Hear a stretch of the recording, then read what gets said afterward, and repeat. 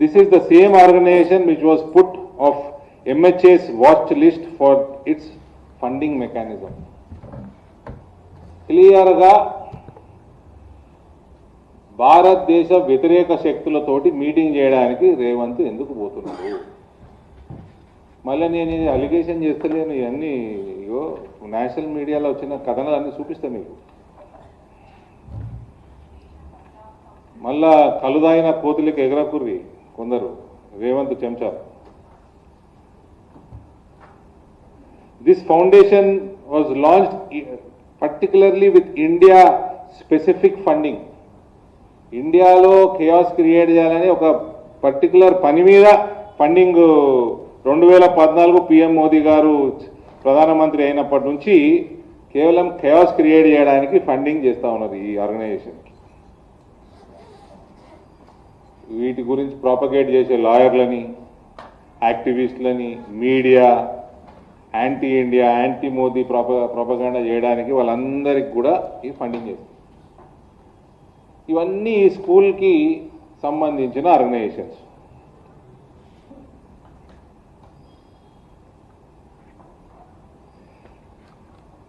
In the past few years, George Soros Open Society Foundations directly and indirectly spent more than 100 million funding anti-government and anti-India propaganda to promote anti-government and anti-India propaganda. George Soros has pledged $1 billion, అంటే 9,000 కోట్లు సుమారు, to start a global university to fight nationalists.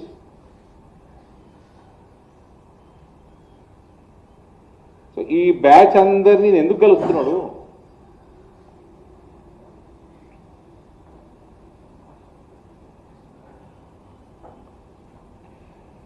Telangana government ఎందుకు total agenda declare చేయలేదు? రేవంత్, ఈ రాహుల్ గాంధీ, ఈ George Soros, వీళ్ళందరూ వీళ్ళ batch అంతా. ఈ రాహుల్ గాంధీ యాత్ర చేసిండు కదా అప్పుడు, అదో ఫ్లాప్ సినిమాలే కష్టం వచ్చింది, పీకింది ఒకటి తెలియని కూడా తెలియదు. ఈ రౌండ్ ఆఫ్ చేసిన పక్కకి. George Soros aide walked into Bharat Jodo joint anti CAA protest BJP. ఆ రోజు headline.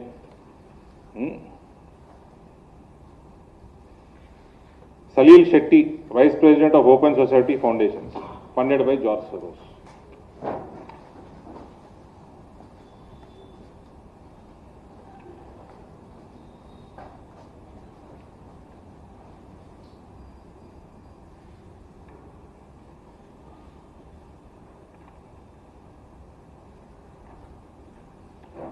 Anjali Bharadwaj and Shabana Azmi, funded by Ford, Soros and Deep State, spotted at Delhi protest.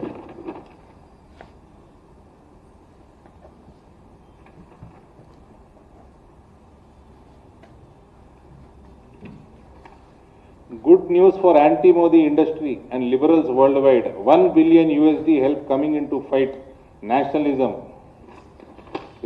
Musrod Soros. వీడు ఇంకా పోయే కాలం దగ్గరకు వచ్చింది, ఇంకా బుద్ధి రాలేదు. రేపో మాపో వేటట్టి ఉంది ముఖం చూస్తాడు. ఈ himself $1 billion to start a global university to fight nationalist అంట.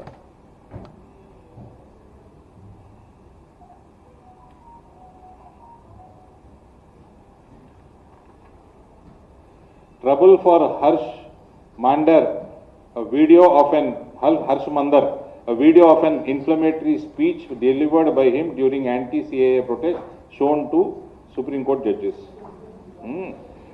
A viral video of a speech delivered by activist Harsh Mandar, a former member of Sonia Gandhi's UPA era National Advisory Council, has landed him into trouble with the highest court of the land. In an inflammatory speech caught on tape, Mandar is seen and heard inciting the mob of anti-CAA protesters in Jamia by saying that the future of the country will not be decided either at the Supreme Court or the Parliament, but it will be decided on streets of the country. On statement. In the video, Mandar is also seen and heard accusing the Supreme Court of failing to protect humanity and secularism in matter like Ayodhya and Kashmir. అంటే ఎంత హిందుత్వానికి వ్యతిరేకము, భారతీయతకి వ్యతిరేకము, మోదీకి వ్యతిరేకము. ఈయన UPA టైంలో national advisory council member, open society ఫౌండేషన్స్కి అడ్వైజరీనా. ఇటువంటి society, ఇటువంటి funding చేస్తున్న స్కూల్కి ఎందుకు పోతున్నాడు? అక్కడ ఈయన కలుస్తున్న ప్రొఫెసర్లు కూడా భారతదేశం మీద ప్రతిరోజు విషయం కక్కుతూ ఉంటారు. పూర్తి అజెండా ఏంది? ప్రభుత్వం తెలియజేస్తుందా, తెలియజేయదా?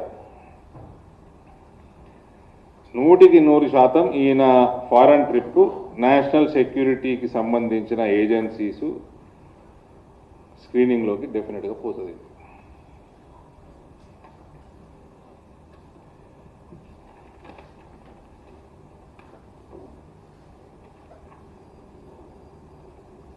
సో మా డిమాండ్, ఈయన ప్రతి మీటింగ్ యొక్క అజెండా తెలంగాణ ప్రజలకి తెలియజేయాల్సిన బాధ్యత తెలంగాణ ప్రభుత్వం వాళ్ళకి బాధ్యత ఉంది. ప్రతి ఒక్కరికి తెలియాలి.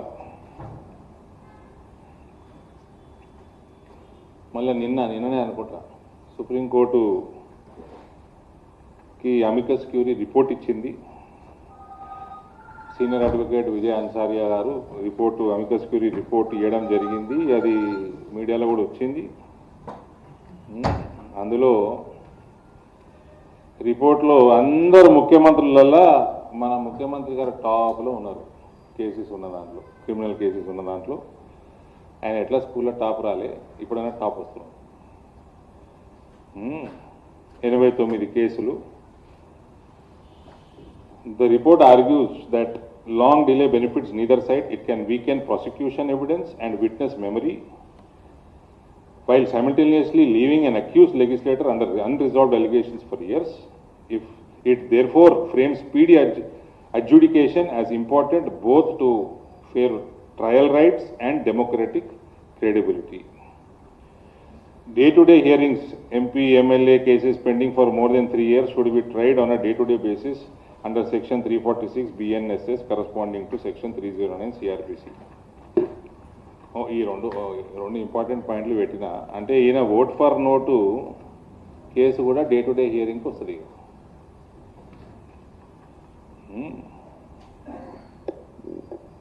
అంతే అన్నట్టు కదా. మా అందరికి చాలా సంతోషం. రేవంత్కి సంతోషం ఉండకపోతే కానీ మా సొంత వాళ్ళకి అన్ని దొంగ కేసులు పెట్టి కేసీఆర్ ఉన్నప్పుడు మా మీద అందులో సగం కొట్టేసినాయి కోర్టులు, ఇంకోటి దగ్గర కొట్టేస్తారు కూడా.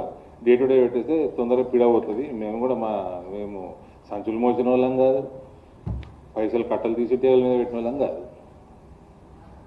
మాకు డే-టు-డే ఉంటే తొందరగా అవుతుంది. మా నామినేషన్ పత్రం 2029 క్లీన్ ఉంటుంది, ఒక కేసు లేకుండా.